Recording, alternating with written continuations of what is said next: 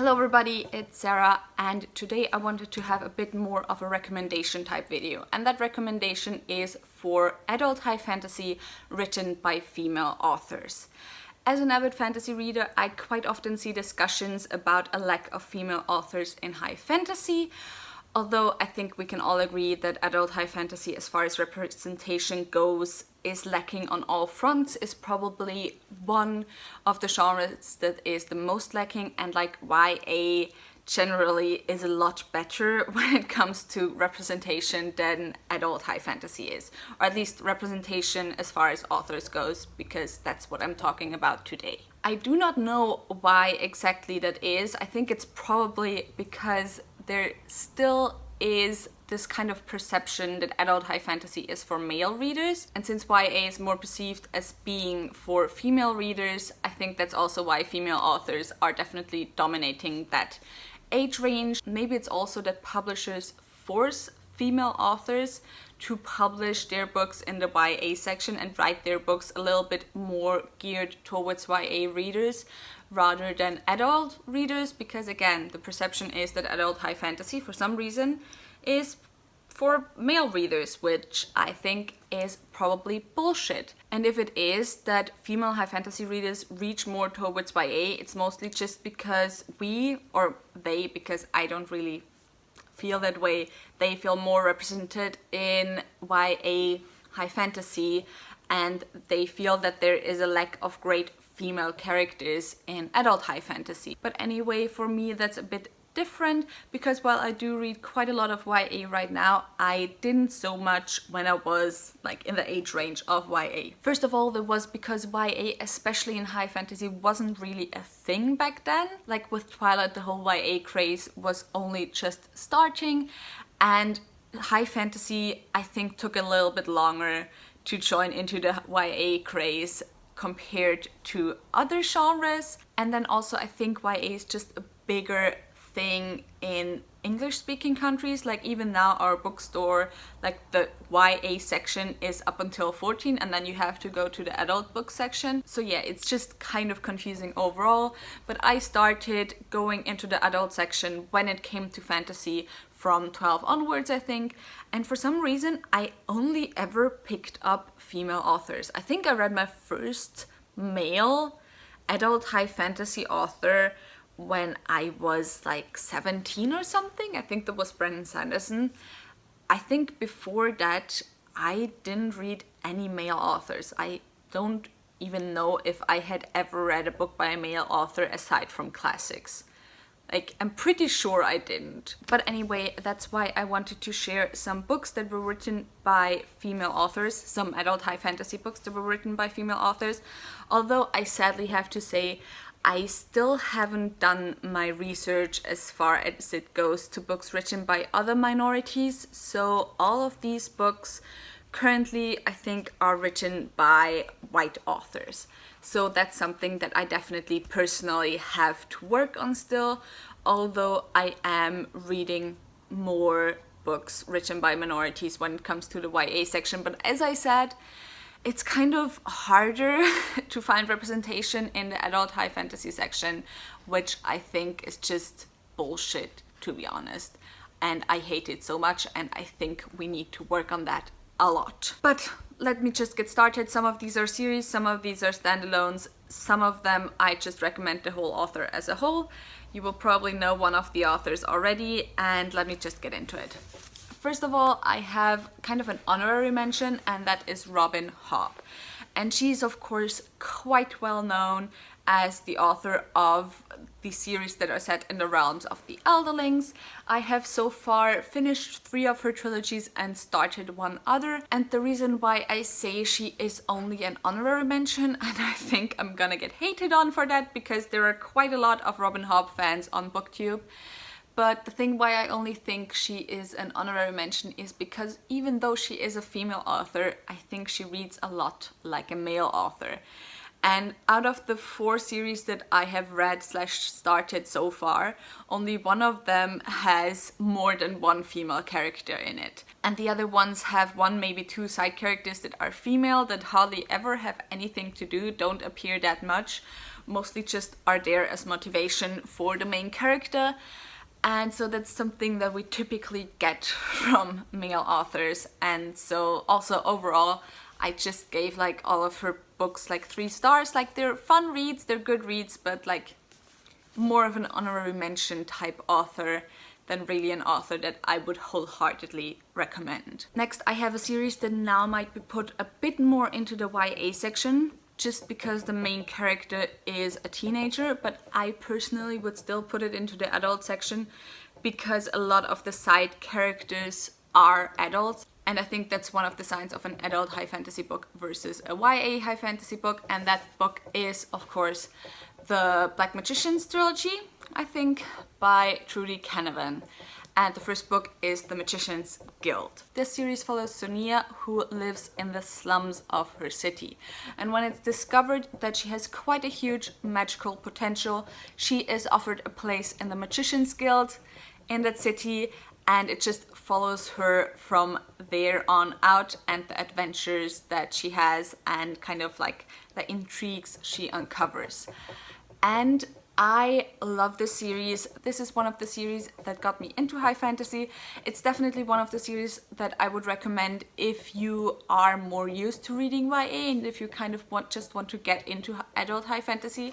And I will also make a video on that soon, and that will be on that list again. But yeah, I love this series, especially Trudy Canavan has written a few other trilogies series as well. She has written a sequel trilogy to this one, which I read the first book of and then never continued. She has also written, I think, The Age of the Five, it's called, the trilogy, which the first book I think is Priestess of the White, which I read and did not enjoy that much. I cannot remember anything from that series though. And then she has also written the Millennium's Rule trilogy that I have the first book of on my TBR shelf somewhere that I have not started yet. But I would definitely recommend this trilogy. The next author I want to talk about is Juliette Marelier, and she writes not as much high fantasy, but like more historical fantasy also, although it very much goes into the direction of high fantasy. She has written both YA and adult novels, and this is the first book in her Seven Watchers series, which I think consists of 6 or 7 books, and it's Daughter of the Forest. And this basically just follows a family saga, and each book follows a different generation of that family. This first book is a retelling of the fairy tale or the legend The Six Swans, and it follows a girl who has 6 brothers who have been turned into swans through magic, and she has to kind of go on a journey to turn them back. But yeah, Juliette Marelier has also written a bunch of other books that, as far as I have heard, are all pretty great. I still have to continue reading most of her other books, but I definitely loved the Seven Watchers series, so I highly recommend it. Next, I have a standalone novel that is also maybe more of a historical fantasy novel than a high fantasy novel, because there isn't that much magic. It's more about the characters and the setting, and that is Queens of Inishlia by Tessa Gretton. And this is a retelling of Shakespeare's King Lear, so I do not think I have to say what it's about, but in case anyone doesn't know what King Lear is about, King Lear is basically about a king who has 3 daughters. And as he's slowly going crazy, he has to choose an heir. And so he asks all his daughters to tell him how much they love him. 2 of the daughters who want the throne kind of just like tell him all the lies, even though they do not love him at all. And his youngest daughter, that he loves the most, just tells him simply she loves him. And so he exiles her because he thinks she actually doesn't love him, because she doesn't promise him the world. And that's basically the premise of the whole story, and that's also the premise of this story, obviously. And this is not a book that would be for everyone. It's very slow, it's not very plot driven, it's very character focused.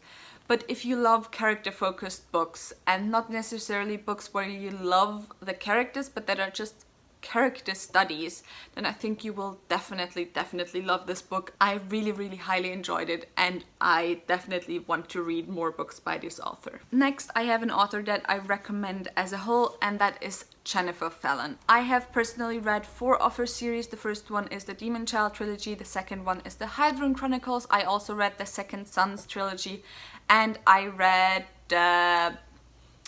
I forgot what it's called, the other trilogy, that I wouldn't recommend anyway because there's kind of a lot of very problematic stuff in there. But the other series I highly recommend.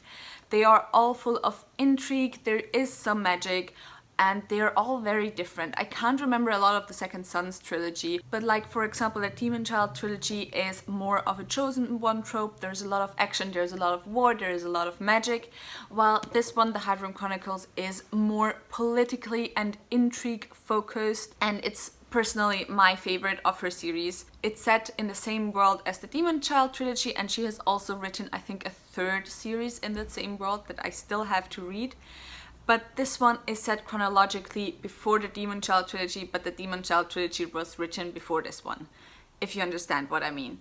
And it's a very intricate, very huge world with a lot of different political systems. So if you're maybe tired of the whole patriarchal systems that we often see in high fantasy, read the Demon Child trilogy. It's actually set in a country that is led by a council of women, for example. Although, again, this is set in the country right next to it, and it's like a very patriarchal country. So there's a lot of political systems, as I said.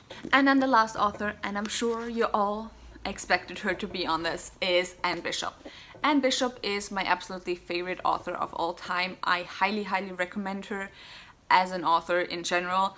I have 2 parts so far of an introduction into Anne Bishop. I will leave both of them down below and up here. And she has written 4 series so far.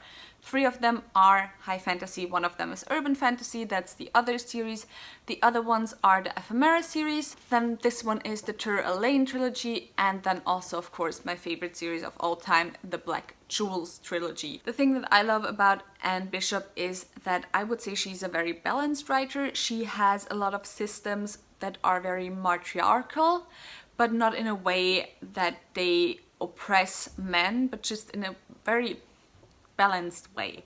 She pays as much detail to female characters as she does to male characters. Her female characters don't seem to be wish fulfillment as it is quite often in female characters in YA high fantasy, I would say. And I do not want to say too much right now because, as I said, I have 2 whole videos so far on her, although I still haven't made my video on the Black Jewels. But anyway, that's it. That's all for this video, and I hope you enjoyed it. If you did, maybe think about giving me a thumbs up and also maybe subscribing.